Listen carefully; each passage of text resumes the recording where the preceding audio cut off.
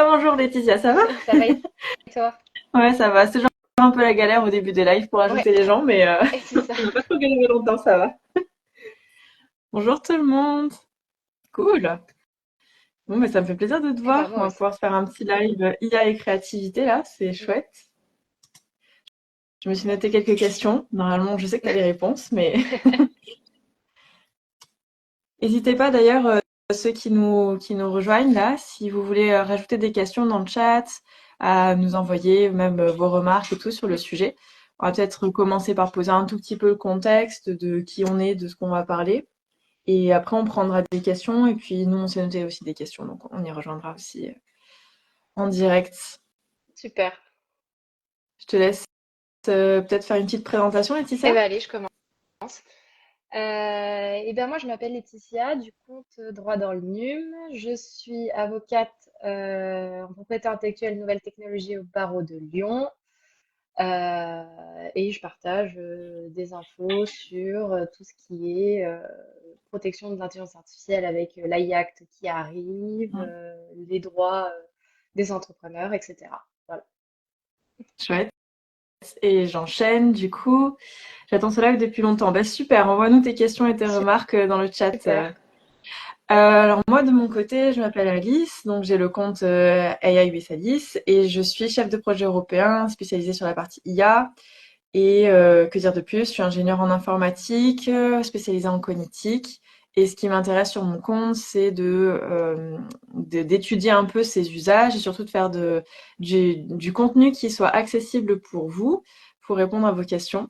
Et donc là-dessus, on a décidé de faire plein de collaborations avec Laetitia. Donc on vous sort plein de posts régulièrement sur divers sujets autour du droit et de l'IA. Donc c'est des posts plutôt écrits. Et là, ça fait quelques mois maintenant qu'on travaille sur un autre Mm, projet et on vous en parle à la fin de ce live parce qu'on est vachement contente d'avoir terminé. ça y est, enfin. Euh, c'est ça. Alors, il y a des gens qui ont reçu un mail, je suis désolée, il est parti. Alors, je veux pas dire qu'il est parti tout seul, c'est moi qui ai appuyé sur le bouton, mais je vous ai spoilé la surprise. En tout cas, on en reparle à la fin du live, comme ça vous aurez toutes les infos. Et d'ici là, on s'est dit qu'on pouvait, du coup, pour célébrer un peu ce lancement de ce nouveau projet, faire un petit sujet ce soir sur IA et créativité artistique, alors tourné évidemment autour du droit. Voilà, donc on va se lancer là-dessus, peut-être reposer un petit peu les définitions côté droit et tout, Ouais. si c'est une propriété intellectuelle et tout, histoire qu'on ait un peu tous les bases, parce que c'est pas des éléments qui sont faciles.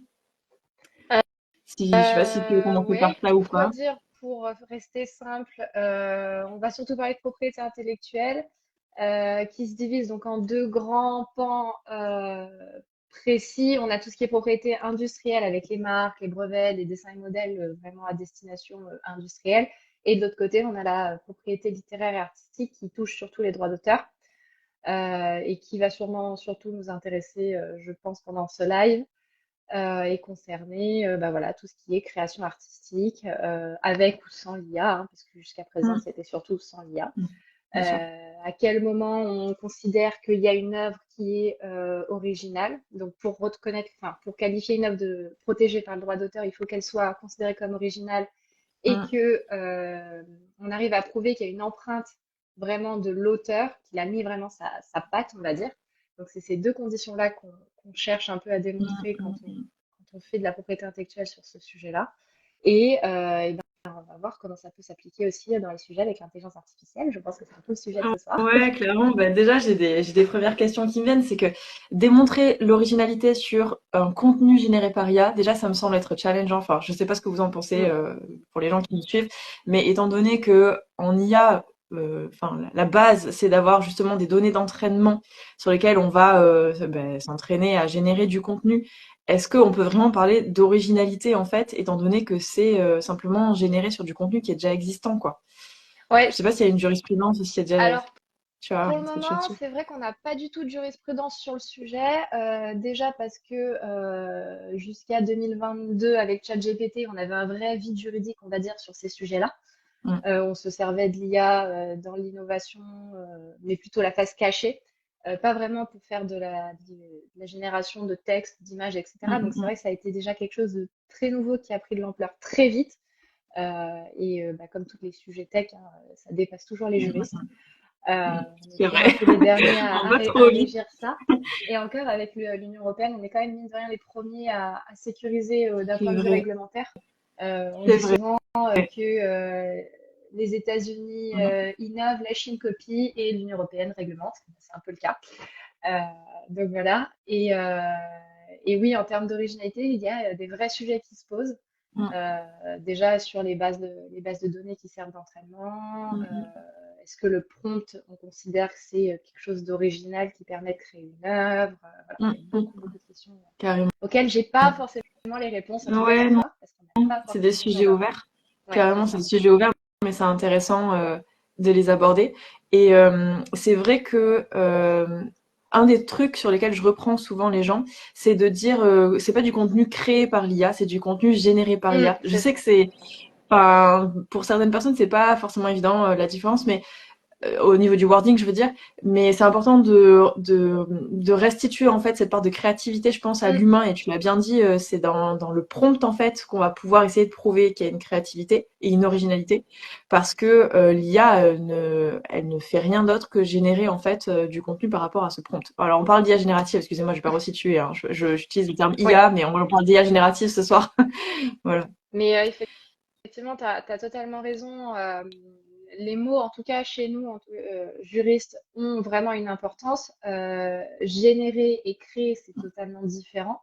Ok. Euh, et on pourrait avoir la question, enfin, qui s'est notamment déjà posée dans d'autres pays, de savoir si une œuvre peut être protégée par le droit d'auteur si elle est créée entièrement par une IA sans aide humaine. Mais aujourd'hui, il faut forcément qu'il y ait un humain quelque part à un moment de la chaîne. Je pense que tu le sais très bien. Après, on a aussi surtout savoir à quel moment la génération est assez poussée pour considérer qu'il y a vraiment des droits d'auteur. Et comment on juge ça si la génération est assez poussée? Et bah, on n'a On pas a de la vraiment de jurisprudence réponse. là-dessus?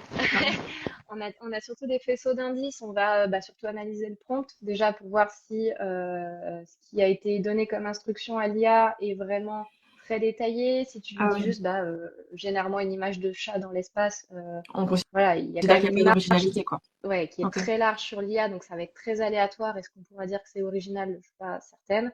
Est-ce que si tu lui dis génère-moi un chat dans l'espace avec telle couleur, telle planète, enfin beaucoup plus de détails, là on va pouvoir essayer de montrer plus facilement l'effort créatif, l'idée qu'il y a Ok. derrière, et on joue surtout sur ça pour prouver que l'image a été vraiment, enfin que l'humain derrière Ouais. l'IA a poussé Ouais. la création. Parce qu'en fait, le sous-texte, là, c'est vrai qu'on est passé directement sur cet aspect création et Mm. génération. Mais le sous-texte, en fait, c'est que les œuvres aujourd'hui, quand j'utilise ChatGPT ou Midjourney, les œuvres aujourd'hui, est-ce qu'elles m'appartiennent en bout de chaîne ou pas? Genre, ce que je crée à la fin là, avec mon prompt, aujourd'hui, ça m'appartient? Et bah, encore une fois, je peux pas te dire oui, je peux pas te dire non. Ouais. En droit, c'est jamais blanc, c'est jamais noir. Il n'y a jamais une réponse dans un sens.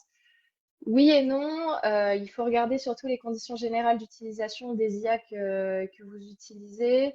ChatGPT, normalement, le contenu t'appartient, mais de mémoire, ils disent bien qu'ils peuvent le réutiliser pour d'autres Ouais. créations, que c'est non exclusif, etc. Et que tout ce que tu lui mets déjà, alors par exemple en texte, toutes les infos que tu lui mets, si tu lui mets un document, un, un paragraphe d'un texte qui est complètement perso à ton entreprise ou quoi, il pourra potentiellement le réutiliser et le ressortir à quelqu'un d'autre.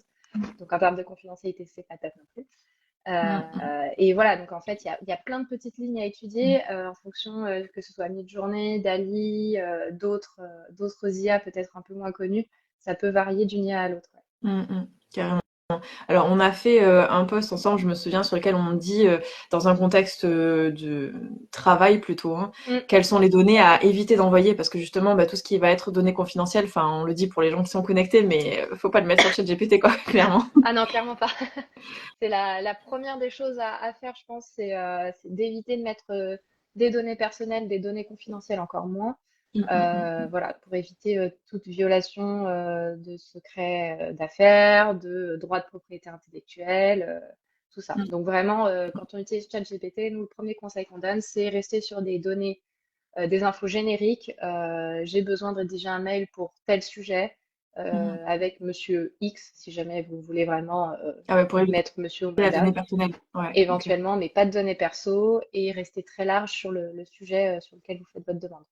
Ok, donc vraiment à retenir. Ouais. Et pour revenir sur l'histoire des prompts et de prouver la créativité des prompts et tout, on a un peu des cas là qui commencent à se dresser, et des gens qui veulent justement prouver que c'est leur œuvre. Enfin, On j'arrive pas à me rendre commence, compte.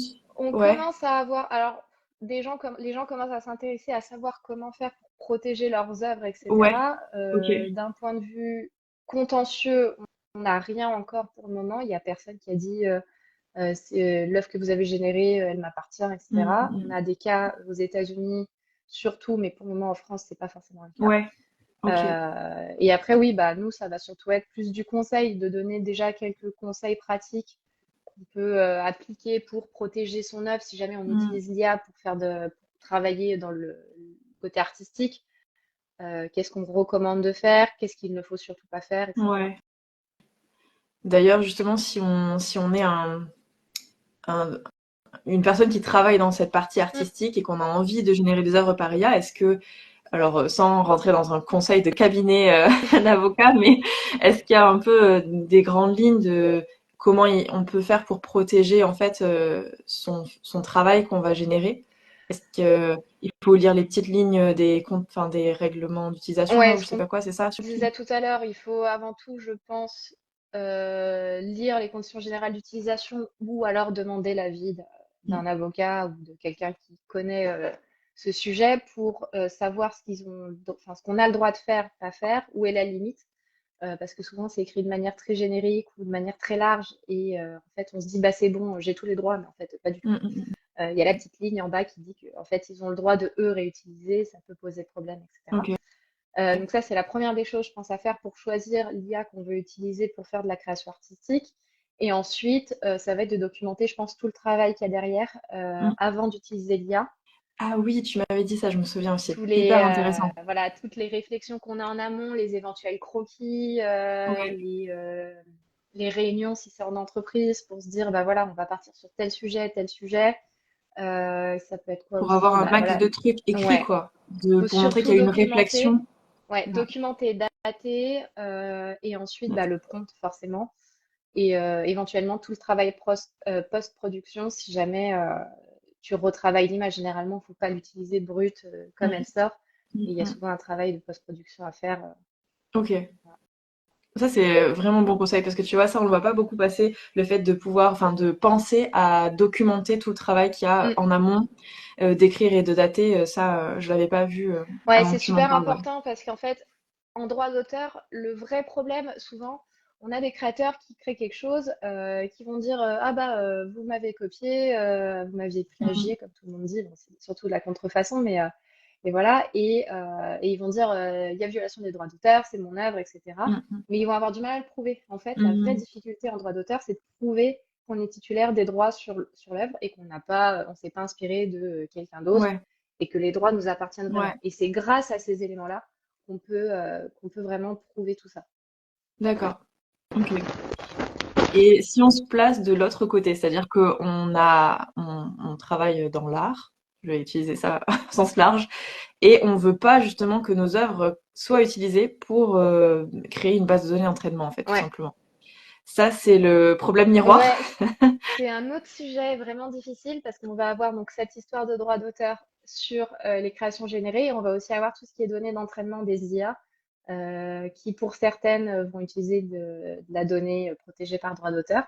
Euh, et là, Mm. c'est beaucoup plus dur. Alors, il y a des contentieux aux États-Unis sur ça aussi, de certains photographes, artistes peintres, je crois aussi, qui ont eu certaines de leurs œuvres qui ont été enfin, qui ont servi Mm. d'entraînement à Midjourney ou Dali, je sais plus lequel. Mais, euh, mais voilà, et il y a des contentieux aujourd'hui sur ça, parce Mm. qu'effectivement, si tu te dis fais-moi une œuvre dans le style de Picasso, euh, là, ça va être vraiment difficile de prouver que tu as des droits d'auteur si tu t'inspires de l'œuvre de Picasso, qui est elle aussi Mm. protégée par droit d'auteur. Mm. Mm. Carrément. Alors, il y a quelques éléments de mon côté aussi que je peux partager. C'est que il y a, je crois, des outils en ligne sur lesquels vous pouvez aller fouiller les bases de données d'entraînement les plus utilisées en fait par ces outils, enfin par ces systèmes d'IA, pardon, par les entreprises qui Mm. développent ces systèmes d'IA. Et alors, il y en a un qui s'appelle pardon Have I Been Trained et qui permet en fait d'aller par simple requête vérifier, vous tapez votre nom ou celle de votre œuvre ou quoi, Mm. vérifier si elle a en fait été scrappée, donc récupérée dans ses bases de données. Donc déjà il y a ça. Et ensuite il y a quelques mois il y a un truc aussi, une news qui était sortie qui était intéressante. Je sais plus si c'était un laboratoire ou une université qui venait de sortir un papier sur un outil qui permet d'empoisonner la donnée. Donc en Ah fait ouais? empoisonner la donnée, ouais. En fait empoisonner la donnée ça veut dire que tu modifies ton œuvre, Mm. donc l'œuvre que tu veux protéger, tu veux pas qu'elle soit utilisée pour l'entraînement, tu la modifies, donc en fait c'est au niveau du pixel, et donc ça se voit pas à l'œil nu, donc c'est vraiment une modification qui va en fait être détectée par IA parce qu'ils ont des cycles de convolution qui leur permettent de détecter en fait des features au niveau du pixel. C'est ça qui permet l'entraînement derrière. Et en fait, toi, tu vas donner enfin, tu vas du coup, ton tableau, il va être empoisonné, si tu veux. Ton œuvre, elle va être empoisonnée. Et plus ton système d'IA utilise de la donnée empoisonnée, et plus son entraînement va être, je sais même pas quel mot utiliser, va être capoute, en fait, on va être cassé. Ouais, C'est-à-dire que si tu utilises de la donnée empoisonnée et que tu essaies de générer un chien, potentiellement, ça peut te sortir un chat, ouais, quoi, tu vois. Genre, en gros, ça rend l'entraînement impossible. d'accord. Et ça, c'est un outil qui pourrait être hyper intéressant s'il est accessible, en fait, pour les créateurs, enfin, côté artistique, quoi. D'empoisonner leurs propres œuvres pour pas qu'elles Ouais. soient. Enfin, elles seront utilisées, mais du coup, elles pourront pas. Pas sortir Enfin, comme elles sont ouais, exactement, initialement. c'est ça. Mm. C'est qu'elles vont biaiser, si tu veux, elles vont empêcher l'entraînement, quoi. Et C'est tu un peux outil t'en qui est assez servir sur intéressant. les données qui ont déjà entraîné une IA ou c'est, on va dire, potentiellement pour les données enfin, Alors, tu veux dire, d'avenir? si je génère une œuvre, donc j'ai une œuvre synthétique générée par IA, je l'empoisonne pour pas qu'elle soit réutilisée, c'est ça que Non, tu si tu dis? as une œuvre qui est publiée depuis plusieurs années sur Internet, Ah, qui a déjà servi à entraîner, par exemple, ChatGPT ou DALL-E, ça est-ce que changera pas maintenant tu peux? parce qu'elle fait Ouais, déjà tu peux partie pas. de la base de données, Ouais, quoi. voilà. Donc là, tu peux pas revenir dessus, malheureusement. Mais pour Mais les ça, c'est un futures vrai œuvres, sujet. C'est un vrai sujet parce que même si on arrive à prouver que les données d'entraînement d'une IA ont été, enfin, les données qui ont servi à l'entraînement d'une IA sont protégées par droit d'auteur, tu peux pas dire à l'IA, oublie cette, enfin, difficilement dire ouais. à l'IA, oublie cette Ah donnée, non, non, c'est ça mort. marche pas. De toute Donc, à façon, une fois part, que ça sur Internet, voilà, c'est ça. c'est parti, hein. Tu peux plus trop effacer et la difficulté aujourd'hui, c'est qu'on peut éventuellement demander réparation du préjudice que ça a causé, mais en tout cas, ça n'empêchera pas de causer d'autres préjudices Carrément. à cause de ça. Et ça, on a des cas en France, des Mm. gens qui lèvent la main en disant on a utilisé mes œuvres. Enfin, il y a des gens qui commencent à porter plainte, je sais pas si c'est le bon terme. Euh, Moi, j'en ai pas vu encore, mais je pense que oui, ça commence à arriver. À mon avis, plus en plus, enfin, c'est pas encore très visible, mais oui, c'est des sujets qui commencent déjà à se ouais. poser, je pense, sur les gros artistes. Notamment, je pense, au niveau de la littérature, quand tu dis à ChatGPT, écris-moi une œuvre dans le style de tel auteur, etc. Je pense que ouais, il y a un vrai sujet. Les artistes aussi, enfin, les artistes connus, français, internationaux, Mhm. etc. Quand on reprend des chansons, je crois qu'on a eu le cas avec Angèle il y a pas longtemps. J'ai Euh, pas suivi. il y a C'est une, possible. je crois qu'il y a une musique qui a été générée par IA. Le texte vient pas d'elle. Enfin, la chanson a totalement été générée par IA et c'est la voix d'Angèle en fait. Et Ok. donc ça pose pas mal de sujets parce que bon bah déjà il y a un peu un sujet deepfake parce que du coup on se sert de sa voix, de tous ces éléments-là pour faire Mhm, quelque chose mhm. qu'elle n'a pas fait, potentiellement dire des choses qui sont pas du tout dans ses Ouais, convictions. bien sûr. Et ouais, c'est assez bluffant quand t'écoutes la Ouais, chanson que tu vois le résultat. Et ouais, assez je dangereux te du coup crois. par ailleurs. Complètement. Alors là, on sort sur un autre sujet, les deepfakes, la désinformation, tout ça, Ouais. c'est vraiment d'autres. Enfin, on pourrait passer des heures. Mais ouais, ouais, c'est bah, côté voix, c'est vrai que il y a aussi, moi j'avais entendu parler, c'était le cas il y a plusieurs mois, de vol de voix. Enfin, en gros, des personnes, tu sais, qui font les doublages dans Mm. les films, ce genre de travail, et qui allaient dans des sessions d'enregistrement. Et en fait, leurs données, leur voix était récupérée. Oui, bah oui, Et du coup, une fois que tu as récupéré la voix, t'as pas besoin en fait de payer ben, la t'as personne plus pour qu'elle besoin fasse de son payer la boulot, personne ouais, pour faire du doublage, c'est quoi. ça. Voilà. Et en fait, je voyais des associations qui se réunissaient pour dire, ben voilà, on veut opt-out, donc dire que on ne veut pas que nos voix soient utilisées pour l'entraînement, etc. Enfin, protéger en fait Mhm. nos, alors c'était pas les employés du coup, c'était une association, mais les personnes qui travaillaient là-dedans, quoi. Et ouais, ils appelaient ça du vol de voix. Ouais. Je sais pas comment on va faire pour protéger nos propres données personnelles qui vont être maintenant ben, notre image, notre voix, nos. Bah, Enfin, t'as donné la réponse un peu en parlant, c'est on va servir du RGPD et de la protection des données ouais. personnelles en fait. Mm. Pour le moment, c'est la seule solution viable parce que typiquement dans le cas que tu donnes, si on enregistre ta voix sans ton consentement, il y a enfin, violation de données personnelles, si je puis dire. Et du coup, Mm. ils n'ont pas forcément, techniquement, pas le droit d'utiliser cette donnée sans ton consentement. Ça, c'est déjà quelque chose qui existe en fait. On n'a pas attendu Ouais, ça, l'IA ça pour existe avoir cette protection, déjà. quoi. En fait, le seul sujet après, ça va être de porter plainte auprès de la CNIL. Il faut que la CNIL fasse une enquête et puis sanctionne. Mm. Ça peut quand même aller assez vite parce que Ah, 4% du chiffre d'affaires en sanction sur des grosses sociétés, ça peut faire mal. Mine de rien. ok. Ça peut aller jusqu'à Ok. 20 millions, 20 millions d'euros ou 4% du chiffre d'affaires en fonction de la société. Ok. Mais c'est pour ça qu'on voit souvent Google, Facebook, qui a été sanctionné il n'y a pas longtemps, TikTok, je crois. Enfin voilà, ils sont souvent sanctionnés avec des millions et des millions d'euros. Parce que 4% de leur chiffre d'affaires mondial, Mm. ça chiffre Mm. vite. Mm. Mm. Mais oui, ça va être les données personnelles, enfin, ça va être le RGPD qui, mine de rien, va sauver quand même pas mal de sujets en termes Ouais. de deepfake. Après, j'ai pas l'impression que ça leur fasse trop peur à ces grands groupes, tu vois, les sanctions comme ça financières, parce que c'est Google qui a dit qu'il couvrerait tous les frais juridiques Mm. des utilisateurs. Non, c'est pas Google, pardon, c'est OpenAI. Excusez-moi. OpenAI qui a dit qu'il couvrirait tous les frais juridiques de leurs utilisateurs si jamais il y avait des problèmes au niveau justement des droits d'auteur Ah, bah peut-être, bah écoute, ou de la transparence. En gros, je crois que c'est grâce à mm, l'AI Act, il y a mm, une recommandation de transparence au niveau des oui, bases de données d'entraînement. Et OpenAI, il me semble qu'ils ont dit, nous, ça sera pas transparent. Si jamais vous avez un problème juridique, on payera. ouais, À leurs utilisateurs qui utilisent OpenAI, enfin ChatGPT du ouais. coup. Tu vois ce que je veux dire? Alors l'idée est pas mauvaise, après, à voir si au niveau de l'Union européenne ça passe, parce qu'à mon avis, je suis pas sûre qu'ils acceptent cette proposition de dire ah bah non, nous on deviendra pas transparent comme vous le demandez, mais on payera tous les frais Mm. s'il y a besoin.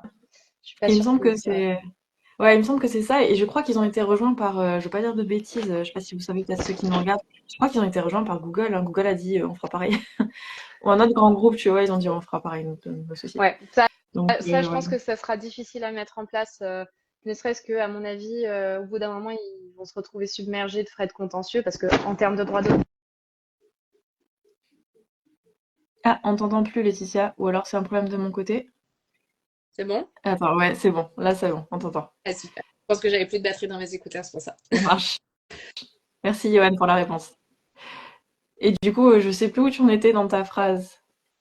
Je sais plus, mais oui, effectivement, s'ils commencent à dire qu'ils vont prendre en charge tous les frais Mm, sur les droits d'auteur, étant donné que c'est des sujets où ça peut vite chiffrer, notamment mm. sur des gros artistes, je pense qu'au bout d'un moment, ils vont être dépassés. Ça va être très compliqué pour eux. Il vaut peut-être mieux être transparent sur la Mm. plutôt que payer les frais d'avocat. Ça marche, ça marche, ça marche. Alors attends, parce qu'on a une Ah, question. Une question, c'est dans le cadre d'un travail à partir d'une image générée par IA, est-ce considéré comme personnel? personnel. C'est-à-dire, dans quel sens? Je sais pas qui a posé la question. C'est Hachazelx. Désolée si je prononce mal, mais il y a beaucoup de consonnes à la fin du nom.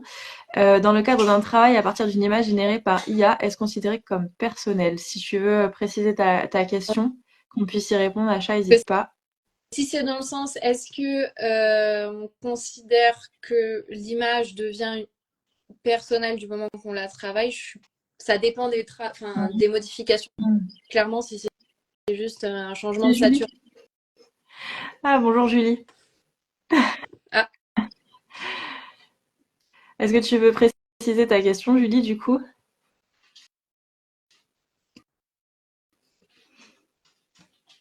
Je t'ai Non, coupé, excuse-moi, Laetitia. en fait, tout dépend de ce qu'elle entend par personnel. C'est assez. Hmm.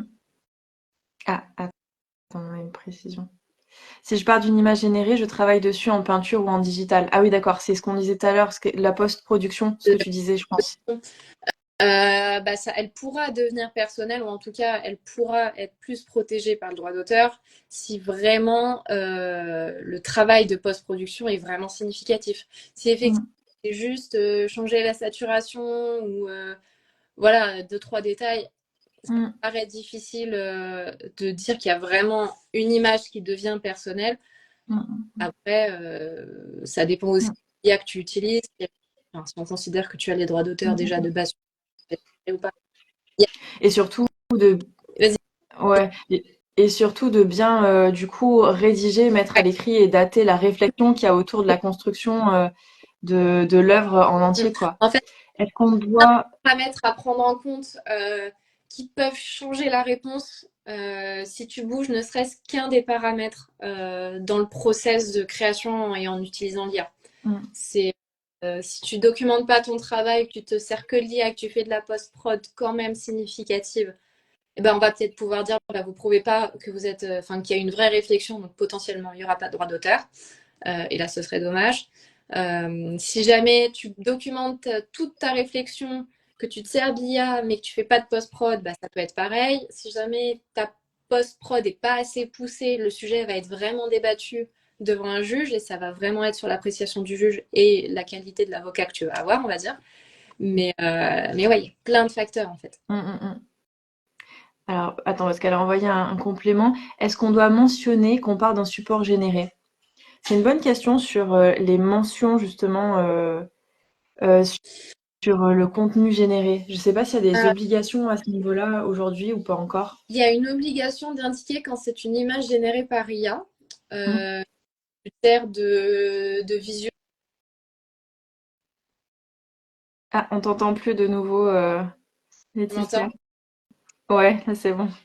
Je disais que si tu fais des posts avec des images générées par IA que tu modifies pas Ouais. pour travailler rapidement sur Instagram, etc., là, tu es techniquement obligé de dire que l'image est générée par intelligence artificielle. Après, encore une fois, ça reste une réponse d'avocat, mais Ouais. si tu retravailles l'image, c'est aussi de savoir à quel niveau tu considères que ça reste une image générée par IA et à quel niveau on considère que tu as assez travaillé l'image pour qu'elle devienne, entre guillemets, de ta propriété. Ça veut dire que tout ce qui circule là sur Instagram de contenu généré par IA, les gens devraient normalement indiquer.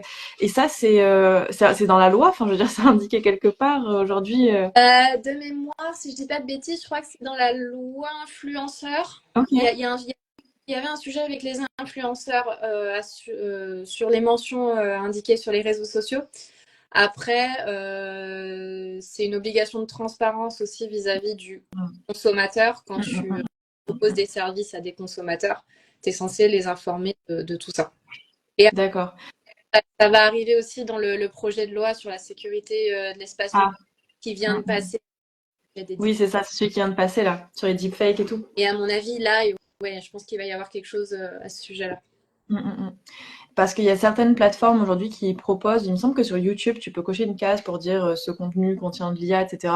Il n'y a rien d'obligatoire, mais c'est vrai que c'est quelque chose qui permettrait, en attendant la mise en place de Mm. filtres, en fait, qui permettent vraiment de filtrer et de modérer le contenu, Ouais. ben justement d'avoir, enfin si on le mentionne, si tout le monde joue le jeu, ce qui ne sera pas le cas évidemment, mais dans un monde utopique, si tout le monde joue le jeu, ça permettrait d'avoir une modération en fait de l'information générique et enfin générée par IA et notamment de la mésinformation et de la désinformation.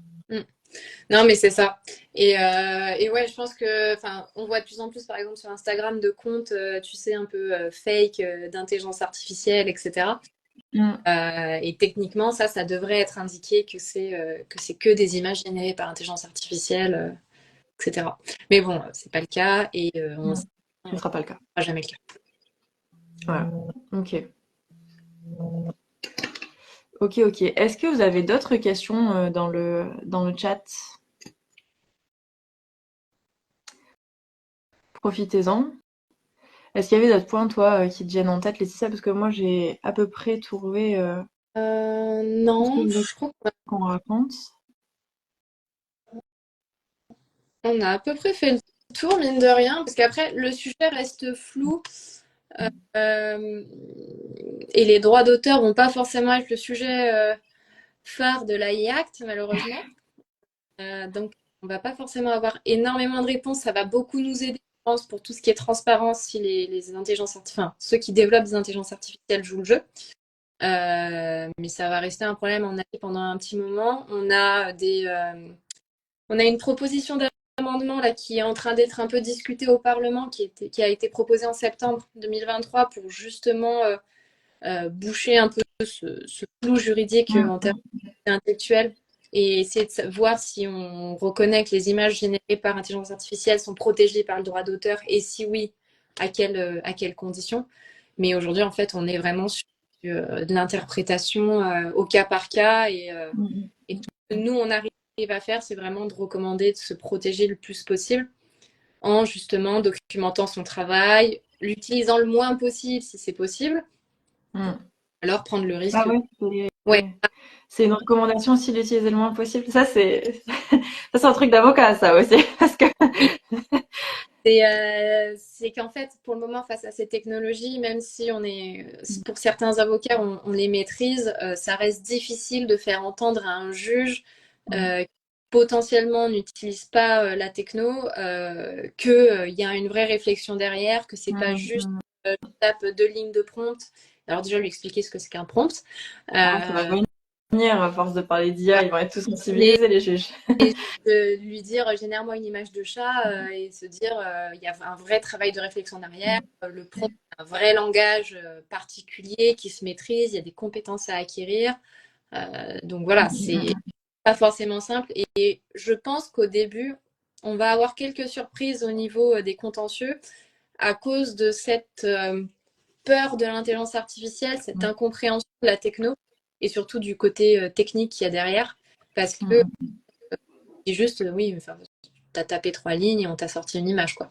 Euh, C'est pour ça qu'on est là et qu'on sensibilise autour de l'IA et de toutes ces questions. Il y a une question de plus dans le chat, c'est est-ce qu'il y a déjà eu des jugements prononcés autour de cette question? Donc j'imagine droit d'auteur. ouais, je pense que c'est des décisions de justice. À ma connaissance, non, en tout cas pas en France. Mm. Déjà parce que la justice prend un peu de temps. Donc, vu qu'on a quand même le principe du contradictoire, il faut que tout le monde puisse se défendre. Et Qu'est-ce que c'est le principe du contradictoire? de quoi? Qu'est-ce que c'est le principe du contradictoire? C'est le fait de permettre à toutes les parties dans un procès de pouvoir se défendre convenablement. Ah, Tu peux pas d'accord, ok. si en face tu lui laisses pas un droit de Ok, réponse. On va dire ok, principe du contrat. ok.